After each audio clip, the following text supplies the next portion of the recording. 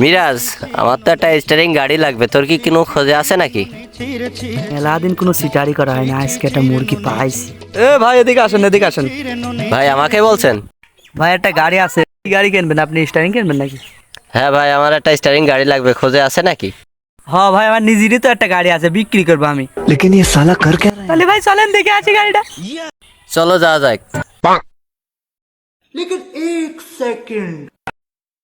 এই তো ভাই, এই যে আমার গাড়ি, চলেন কাছে যেয়ে দেখা যাক।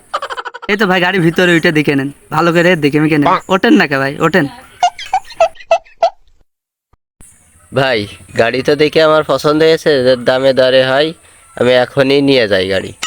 দাম বেশি চালি নেবেন না, মানুষজন আসার আগে দাম কম করেছে বেশি ফেলি। ভাই দাম লাগবে না একবারে 50,000 টাকা। এই সুযোগ তো হাত ছাড়া করা যায় না, গাড়ি আমি এখনই নিয়ে যাবো। এই যে নেন ভাই আপনার 50,000 টাকা।